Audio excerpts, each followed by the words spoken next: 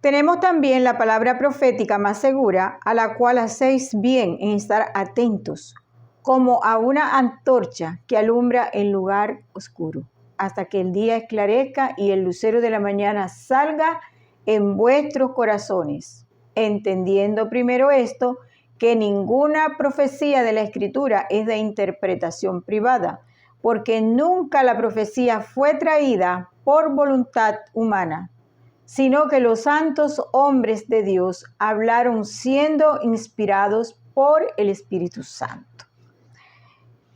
La Escritura, que es la palabra profética más segura, más que la televisión, más que todas las cosas que hemos adquirido en nuestra mente a través del tiempo.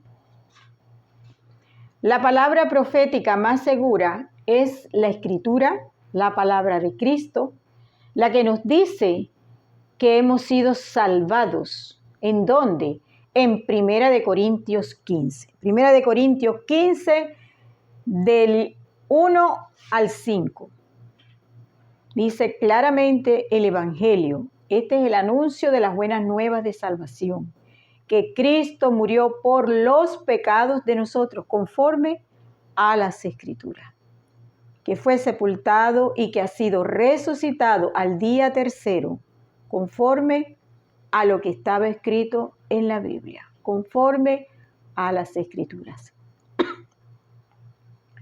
El Evangelio, que es el anuncio de las buenas nuevas de salvación para las almas que un día pecamos y que por causa del pecado quedamos en condena.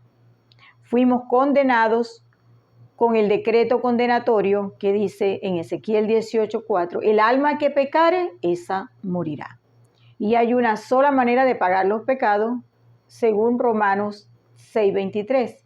La paga del pecado es muerte. Es la muerte de nosotros los pecadores, almas pecadoras, que quedamos en condena, que quedamos muertos en el espíritu de nosotros, quedamos muertos espiritualmente, caminando en el camino ancho, sin rumbo a ninguna parte con Dios, sino al infierno. El infierno nos espera cuando estamos en el camino ancho, porque allí en ese camino ancho y espacioso estamos en esa condición. Llevamos en nosotros mismos una condición pecaminosa, corrompida. Moralmente nosotros no tenemos cómo hacer un cambio en esta condición pecaminosa que llevamos en nosotros mismos. Lo ha dicho el mismo apóstol en Romanos 7, en el versículo 14 al 25. Sabemos que la ley es espiritual, mas yo soy carnal, vendido al pecado, porque lo que hago no es lo que quiero hacer. Y por causa de la lepra, del pecado, yo no hago lo que quiero, sino lo que no quiero. Esto hago. Hago lo que aborrezco. En mi mente sirvo a la ley de Dios, pero veo otra ley en mis miembros que me lleva cautivo a la ley del pecado. El apóstol Pablo, confesando su naturaleza pecaminosa, haciendo un reconocimiento ante Dios de su estado moral en el cual se encuentra él ante Dios. Y es este el estado, la situación espiritual, moral y judicial en la que todos nos encontramos en el camino ancho. Y el Señor ha demandado que el hombre se arrepienta de esta su condición en el camino ancho. Arrepentíos y creed en el Evangelio. Marcos 1:15. Estas son dos demandas y dos decretos condenatorios que se dejan caer sobre el alma cuando comete un solo pecado. Ezequiel 18:4 y Romanos 6:25. Esta es una condición terrible para nosotros los seres humanos, que moralmente no podemos hacer nada para nosotros cumplir los 10 mandamientos, porque la ley demanda obedecer, y al romper un solo mandamiento ya quedamos culpables de todos los mandamientos. Como lo dice Santiago 2:10, cualquiera que guardare toda la ley, pero ofendiere en un punto, se hace culpable de todos los puntos. De manera que nosotros nunca con esta condición corrompida, nosotros podremos jamás obedecer los 10 mandamientos. Bien lo ha dicho el apóstol Pablo en Romanos 7:14. Sabemos que la ley es espiritual. La ley es espiritual, pero nosotros somos carnales, vendidos al pecado. Nosotros tenemos el pecado incrustado en nuestro cuerpo. El Señor por eso demandó al ser humano que debe arrepentirse, cambiar la mente. Metanoia. Metanoia es un cambio en la manera del pensar del ser humano. Nosotros estamos demandados a limpiar nuestra mente y a conformar nuestra mente a la palabra de Dios, a la palabra profética más segura. El Señor nos manda a creer en la palabra profética más segura y es la palabra de Cristo. Tu palabra es la verdad. La suma de tu palabra es verdad. Salmo 119, 160. La palabra de Cristo es la verdad. Los mentirosos somos nosotros. Bien lo dice Romanos 3:10. No hay justo, como está escrito. No hay justo ni uno, ni uno solo en el globo terráqueo. En Eclesiastés 7:20 dice la Escritura, no hay hombre justo en la tierra que haga el bien y nunca peque. Justo porque ha sido justificado ante Dios por haber obedecido las 2 demandas, arrepentido y creed en el Evangelio. Se reconoció, creyó en el Evangelio y cruzó la puerta. Ahora es justo porque ha sido justificado ante el Padre por medio de su fe en el Evangelio, por medio de la muerte del Señor Jesucristo en la cruz. Por eso dice la Escritura, no hay justo. Aunque usted sea justo, usted va pecando cada segundo, porque lo dice la Escritura, que no hay hombre justo en la tierra que haga el bien y nunca peque. Siempre vamos a pecar. Entonces el Señor nos ha demandado a nosotros este arrepentimiento que ocurre en la mente de nosotros cuando nosotros hacemos un cambio radical en nuestra manera de pensar. ¿Qué es lo que hay que cambiar? Nosotros tenemos un reconocimiento de sí mismo, pero es errado. Nosotros nos creemos que somos personas intachables, que somos personas buenas, que nosotros no hacemos mal, que nosotros vamos por la vida haciendo bien, que hacemos pecados chiquititos que no merecen condenación de parte de Dios y que por las cosas buenas que yo hago aquí en este mundo, el Señor me va a perdonar, poniendo yo mis obras por delante. Pero resulta que la salvación no es por obra, la salvación es por fe. Justificados pues por la fe, tenemos paz para con Dios. El que en Él cree no es condenado, pero el que no cree ya ha sido condenado porque no ha creído en el nombre del unigénito Hijo de Dios. El Señor ha dicho en su palabra, de cierto os digo, el versículo que dije anterior es Juan 3:18. Y en Juan 5:24, el mismo Señor hablando en primera persona dice, de cierto os digo, el que oye mi palabra y cree al que me envió, tiene vida eterna. Entonces, no es porque yo presente mis buenas obras ante Dios, es por creer. El que creyere y fuere bautizado será salvo, mas el que no creyere será condenado. La condenación ya no es porque usted peque, es porque usted no crea. Y el pecado de incredulidad es el que está llevando las almas al despeñadero, porque la salvación nunca fue por presentar nosotros nuestras obras, sino que lo único que Dios toma en cuenta en nosotros es nuestra fe en el Evangelio, fe en la obra de sustitución consumada en la cruz del Calvario, fe genuina en el corazón, no en la mente. Aquí en la mente, cuando usted lo escucha el Evangelio, que dice que Cristo murió por los pecados de nosotros conforme a las Escrituras. y que fue sepultado y que ha sido resucitado al día tercero conforme a lo que estaba escrito, a las Escrituras.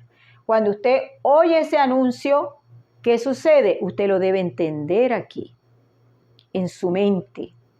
Tiene que entenderlo, digerirlo, comprenderlo, para que pueda bajar al corazón y ser creído con fe, con certeza. Eso lo hará salvo, pero no las obras que usted presente, porque las obras son trapos de inmundicia para Dios.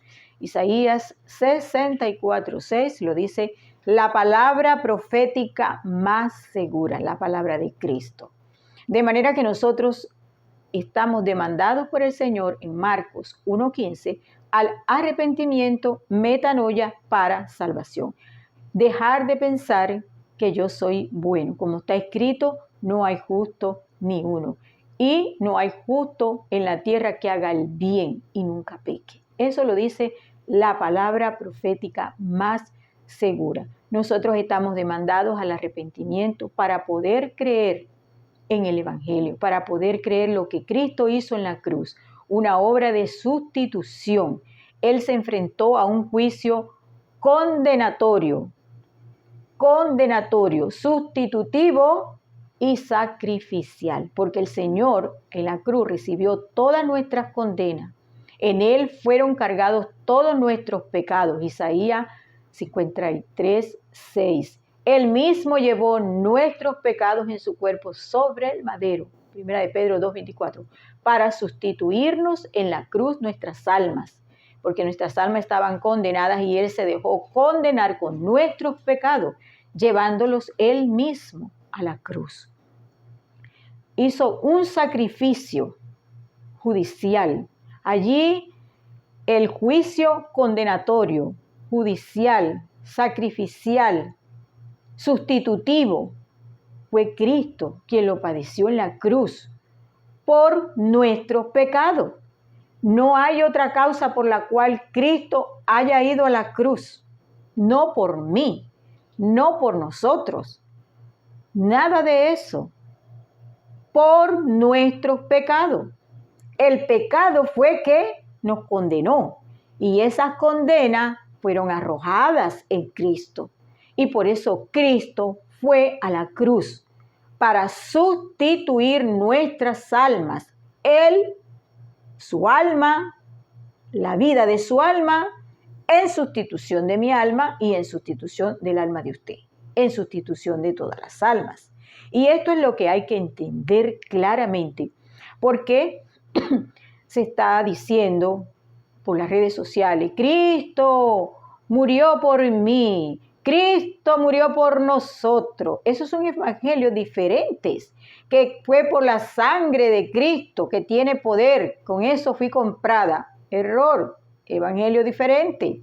La sangre no es para las personas del camino ancho, la sangre es para las personas que ya están con vida eterna caminando en el camino angosto. Aquellas personas que han obedecido las dos demandas del Señor, haciendo cambio en su manera de pensar, cambio radical en los pensamientos, han cambiado su mente y la han conformado a la Biblia, a la palabra de Cristo. Esas son las personas que les sirve la sangre, porque esas personas aún seguimos pecando y con la sangre de Cristo somos limpiados por el Padre. Confesamos nuestros pecados y somos limpiados. Lo dice claramente el apóstol Juan. En su primera epístola, allí está esa evidencia en la palabra profética más segura. Si confesamos nuestros pecados, Él es fiel y justo para perdonar nuestros pecados. Entonces, es necesario que el ser humano en el camino ancho haga metanoia, cambio radical, se autoperciba tal y cual está ante Dios. Muerto espiritualmente, condenado judicialmente, caminando al infierno y, por supuesto, estamos moralmente corrompidos en nuestra moral y no hay nada que nosotros podamos hacer o dejar de hacer para que nuestros pecados y nuestras condenas y esa inmoralidad en nosotros sea quitada. No será quitada. esa condición pecaminosa en la que tenemos que reconocer ante Dios de que somos pecadores, que estamos pecando y que nunca vamos a poder dejar de pecar. Esa es nuestra realidad. Para entonces poder creer lo que Cristo hizo en favor de nuestras almas allá en el Calvario, en la cruz, hace 2000 años. ¿Qué hizo Cristo? Murió por nuestros pecados y así nos salvó de que ahora nosotros vayamos a pagar por nuestros pecados. Si nosotros vamos al lago de fuego o nosotros vamos al infierno a esperar en tormento el juicio ante el gran trono blanco, no es por los pecados, no es porque estamos cometiendo pecado, es por incredulidad, por no creer, por no autopercibirse, porque los pecados, según Colosenses 2, 13 y 14, quedaron ya pagados, la deuda fue saldada, ya Cristo vino y murió en lugar de nosotros para dejar a nuestras almas sin condena, sin pecado que nos condene. Cuando usted nació, cuando yo nací, cuando todo el mundo nació, ya los pecados habían sido perdonados, porque lo dice Colosenses 2, 13 y 14. Y el acta de los decretos que nos condenaron, en ese instante cuando cometimos un solo pecado, quedaron sin efecto en la cruz. En la cruz esos decretos fueron quitados. En la cruz esos decretos quedaron sin efecto para dejarse caer en condenación de nuestras almas. En la cruz el Señor quitó los pecados porque Él puso la vida de su alma en sustitución de todas nuestras almas allá en la eternidad. El Señor entró en muerte. El Señor entró en muerte porque en Él fueron arrojados todos nuestros pecados. Y el juicio condenatorio, sustitutivo y judicial se llevó a cabo con el sacrificio de la muerte del alma del Señor Jesucristo. El Señor Jesucristo entró en muerte en la eternidad para que nosotros, condenados, no vayamos allí porque las condenas el Señor Jesucristo ya las quitó. Los pecados ya los quitó. Los decretos condenatorios los dejó sin efecto. La ley de Dios para efecto de condenación también quedó judicialmente sin efecto. Ya nada de lo que nos condenó ya tiene efecto sobre nuestras almas. Nuestras almas han sido liberadas de toda condenación. Y este es el mensaje de las buenas nuevas de salvación. Estas son las noticias que Dios nos dio vida eterna a través de su Hijo. La vida eterna está en su Hijo y nosotros tenemos que creerlo. Y yo les doy vida eterna y no perecerán jamás, ni nadie las arrebatará de mi mano. De manera que usted ya ha sido salvado. Su alma ya fue salva, la mía y toda. Este tema es el Evangelio, la buena nueva de salvación que usted debe creer para hacer efectiva esa salvación. Esa obra sustitutiva que fue consumada en favor de su alma, la mía y la de todos. Entonces, tenemos que poner fe con certeza genuina en el corazón en esta obra, en el anuncio que son las buenas nuevas de salvación, que Cristo murió por los pecados de nosotros, Él en vez de nosotros, sustitución. Su alma en vez de nuestras almas. Y esto es lo que hay que creer y tiene que quedar bien claro. Y que tenemos que creer es en la palabra profética más segura y estar atentos como una antorcha que alumbra el lugar oscuro. ¿Cuál es este lugar oscuro? El mundo. La Escritura dice que el mundo está en completa oscuridad, bajo la potestad del príncipe de este mundo, Satanás. Satanás gobierna el mundo entero. Y los seres humanos están bajo el lazo, cautivados a voluntad de Él. 1 de Timoteo 2:26 lo dice claramente. Todo ser humano que no ha cruzado la puerta, no se ha soltado del lazo, por ende está en el lazo de Satanás. Usted que está en el camino ancho, muerto espiritualmente, marchando al infierno con su alma condenada, usted no ha creído, usted es de Satanás. Cuando usted se suelte de ese lazo creyendo en el Evangelio y autopercibiéndose como tiene que estar delante de él, entonces usted se desata de ese lazo, pero usted tiene que poner fe para que el lazo sea desatado. Dios les bendiga.